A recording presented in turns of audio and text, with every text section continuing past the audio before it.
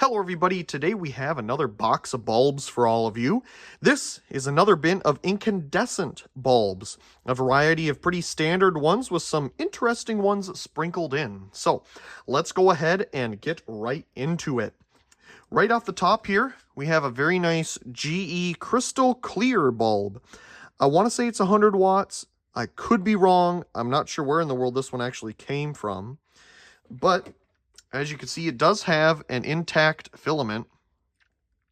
So let's go ahead and get it into our socket here. And we'll start off our examples with a big one. Yep, that's definitely 100 watts. It is incredibly bright. Thinking of the 100 watt GE Crystal Clear here, we have a 40 watt GE Crystal Clear. And the main difference you'll see here compared to the two is the way that the filament is, oriented in the lamp. This one's horizontal. There's no support in the center. There's no support in the center for the 100 watt one either. But actually, the older versions of the 100 watt did have a center support in them. So this one's pretty basic. We do have an etch on this one. GE 40 watt 120 volt. This one came in an accent lamp that I got and restored from the thrift store. I didn't put it back in because it's not exactly what I was looking for. But it's a nice bulb. No reason to get rid of it. Here we have a Sylvania 60 watt double life. It's 770 lumens, so not 800 lumens, but I'm thinking they probably have like a 130 volt filament or something inside, and that's allowing them to get some extra life out of it. Now, as you can see, this one does have a vertical filament, and you can tell because of the support here that's going to the top of the filament, it casts a shadow. A nice frosted coating on it though, nice soft white coating. I cannot see the filament inside. Pretty standard 60 watt bulb. Nothing wrong with that. Again, something you just don't see nowadays. Just like this pretty standard 75 watt Sylvania. Basic as can be. I think this one came from work. It also has a vertical filament, again, with the support here. Pretty standard Sylvania etch for the early 2000s there. Again, all these would usually come in a 4-pack. The clear ones would come in a 2-pack. And the funny thing is that the clear ones are more expensive than the coated ones, even though, they put a coating inside of it. Just economies of scale and things like that. Now this one's cool. I always love these T-shaped Phillips bulbs. In fact, it was originally a Westinghouse thing, and then they acquired all that. Anyway, that's a whole story. But this is a 50, 100, 150 watt, 3-way longer life bulb. I don't remember if this is a T21 or if it's an AT21 or a TA21, something like that. But it has the flat sides on it. Love this design, always have. Here we go. 1. It does have a vertical filament inside. That's awesome. 2. There's our 100 watt. And 3. We have our 50 watt and our 100 watt filament on at the same time. Nice vertical filaments in there. Pretty cool. I'll turn that off before it gets too hot. But it has our 3-way base with the ring contact there, and there's an extra little contact in our socket, as well. Okay, this is a cool one. This is a nice older GE 60 watt yellow bulb. I'm sure it was sold probably as a bug light or something.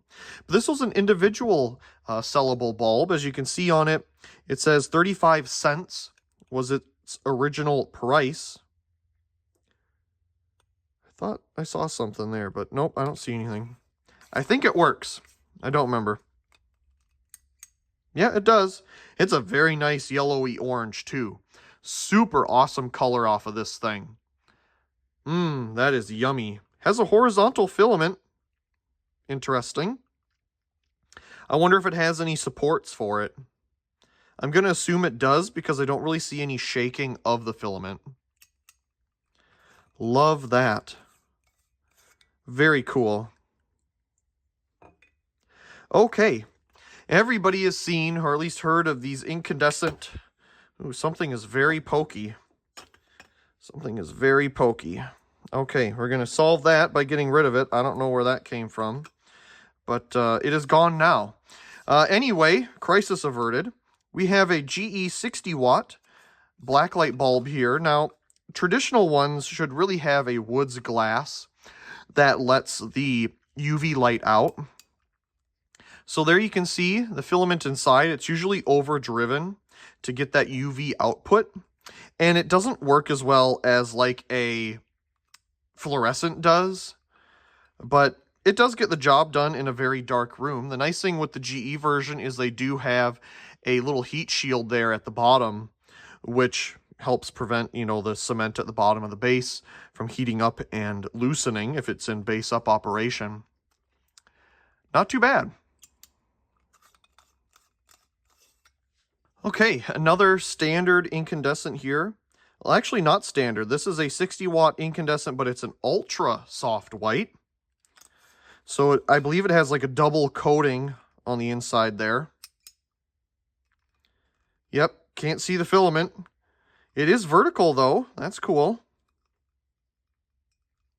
Not too common vertical filaments on GEs. Usually it's horizontal, and then the 100 watt or higher, maybe 75 watts were vertical too. It's hard to tell. They kind of used whatever they felt. But that's a nice one. My grandmother had a ultra soft white 60 watt in one of her lamps in the spare bedroom. I remember that because it had a very interesting etch on it versus the standard ones that don't really have that. Okay, let's get another clear incandescent here. This one is a... Oh, there we go. It is a Hydron K 60 watt. So krypton filled, I'm guessing. It's filled with a gas to help it last longer. Now, boy, is that filament crystallized. I wouldn't be surprised if it burns out here right as we turn it on, so let's see. No, it still works. Interesting. Definitely has had a long life with such a crystallized filament like that. I don't know what you'd really call it, but it just looks crystallized to me. The longer it gets used, the more that kind of stuff happens. Very nice. A more expensive bulb offering. It's 125/130 volt. Here we have a halogen. This one is a 75 watt 130 volt. Doesn't say anything on it in terms of a brand. But these were common for very compact fixtures. They have the halogen capsule inside, and it's just inside of this very thick glass enclosure. They get very hot, so we're not going to leave it on very long. But yeah, these were mostly used in very compact fixtures that still had a standard socket. I guess I've never really actually seen a fixture that needed one of these specifically, but I've come across them every once in a while. They're unique. Here we have another clear incandescent. This one's interesting. Take a look at this etch on the top. If you can see it there. Let's see. There it is. It's 220 volt, 100 watt. No idea what those characters say on it. So that's a 1994. I believe I have a video of this bulb all by itself on the channel.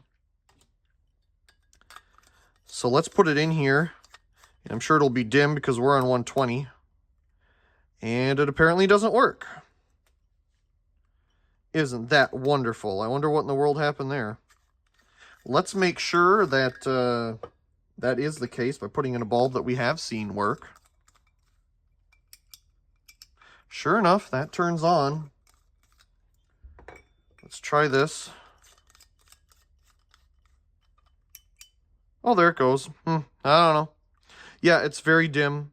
Again, it's a 100 watt bulb on 120 volts, you know, pretty much half of its rated voltage, so it's going to be dim. But I'll tell you one thing, it'll definitely last a very long time. Pretty cool. I found this in a little cardboard sleeve. It didn't really have an actual box with anything written on it. Interesting. Okay, here we have a nice inside frost bulb. I don't really see much on it other than, you know, we have some dark spots here, so maybe it was burned at an angle.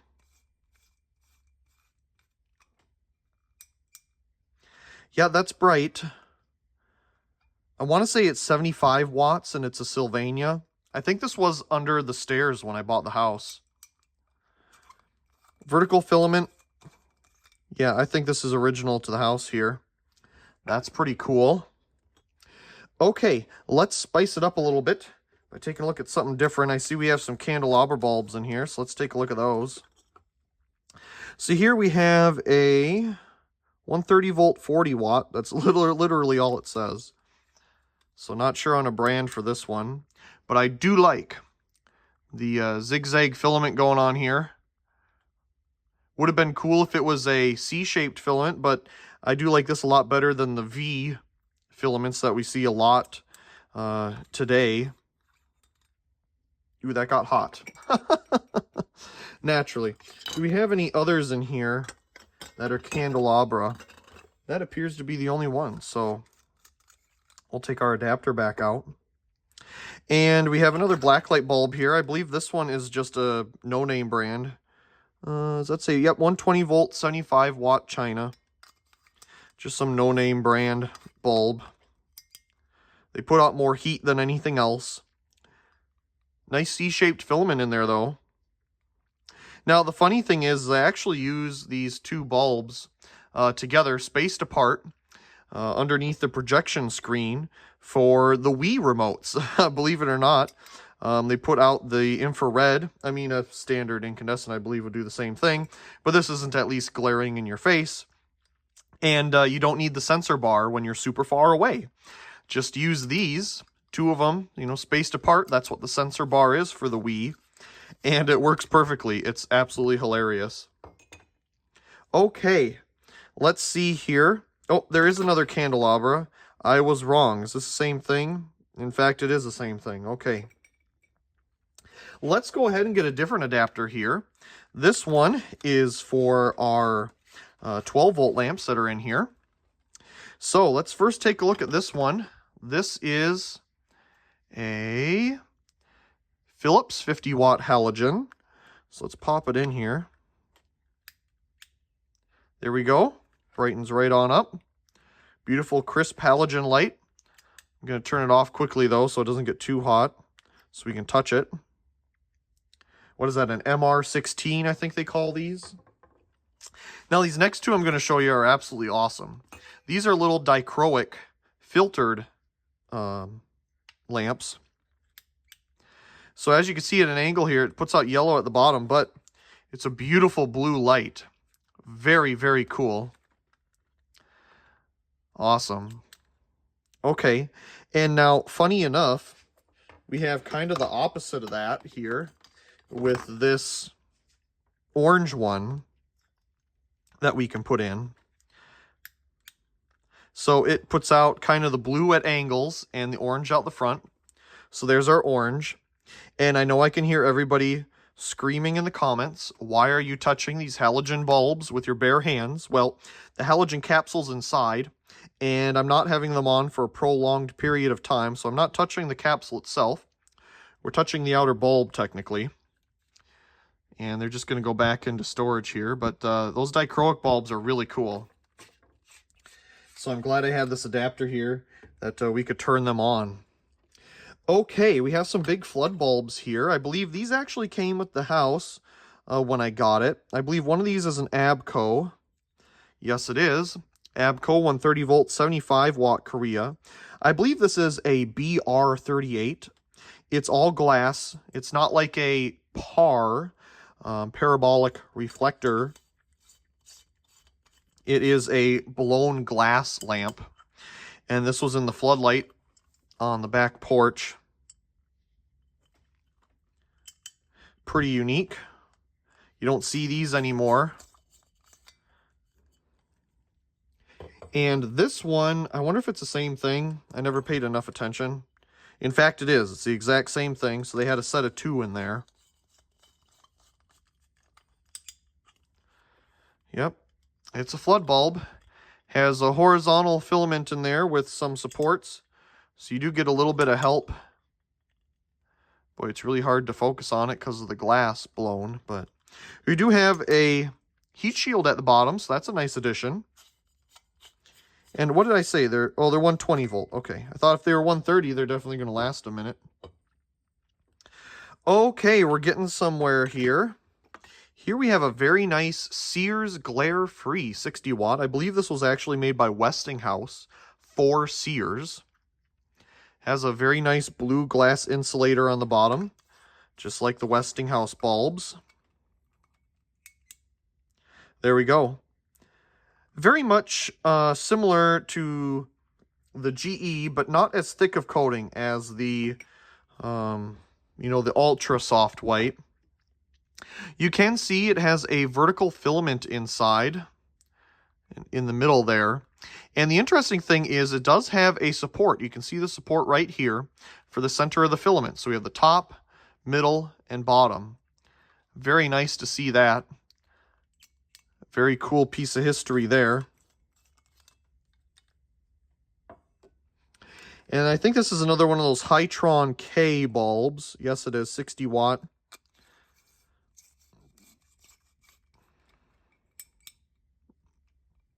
There it is.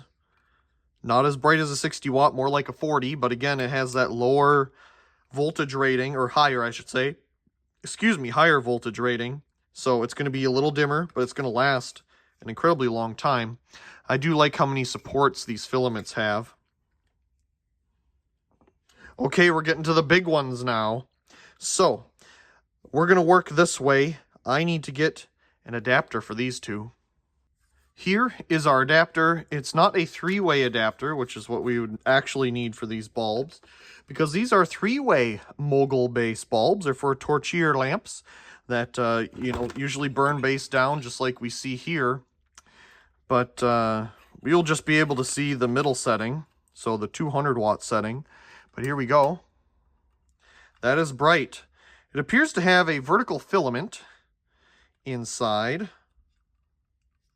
And it's always funny to me because the filament's like down here. It's never up towards the center. Has a nice red etch on it though. That's pretty rare.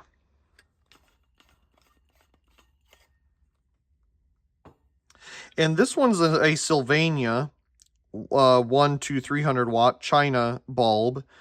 As you can see, it has some hours on it. I remember getting this one at a thrift store back in college, and it was used in one of our torchlight lamps for quite some time. So that's why it has so much blackening on it.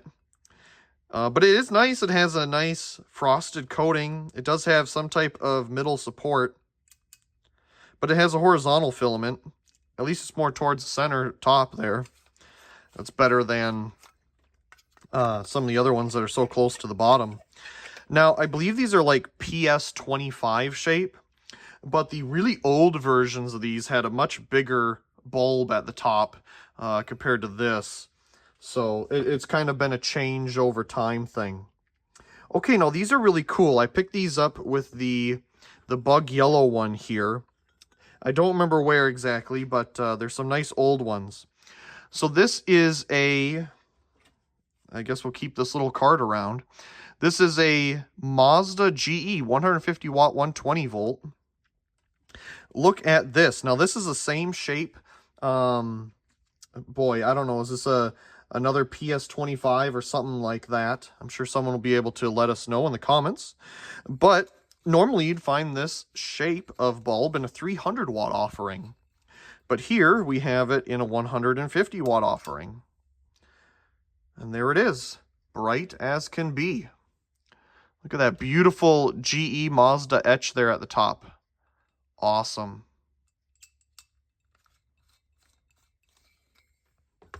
Okay, I think these two are the same, but I could be wrong. This is a General Electric 200 watt 120 volt bulb. with an inside etch. Yes, indeed, it is an inside etch bulb. Again, now this would be a 300 watt offering if it was from Sylvania. Sylvania sells these in 300 watt, same exact design. Yeah, that's a bright one. You can see that etch much better. How beautiful is that? Boy, this thing is full of fingerprints. I've never cleaned them. That noise really concerned me, but it's something in the base. Has a nice blue glass insulator, though. Okay, here's another one, exact same thing. This one is a 200 watt, 120 volt General Electric with the big meatball logo there. Again, with a nice blue glass insulator. I don't think he's had very many hours on him at all. Beautiful big bulbs. Look at that etch. Inside etch. Absolutely awesome. Okay, and I see there's one little one hanging out down here. This is probably like a 200 watt halogen capsule. I have no way of turning this thing on, but there it is. Interesting. Well, I hope you enjoyed this video of these random incandescent bulbs. I certainly like these older GE ones here. Those are really cool. You don't see stuff like that much anymore. And these flood bulbs as well. So I'm going to put them back in here and hope you enjoyed. As always, I do hope you enjoyed today's video. And if you did, be sure to give it a like down below and leave a comment. I do enjoy reading all of your comments. If you haven't already, be sure to subscribe to the channel for more great videos like this one. Also check out my secondary channel Merkove and subscribe over there for more behind the scenes and alternative content. Of course, check out the other videos here on this screen, and as always, thank you very much for watching.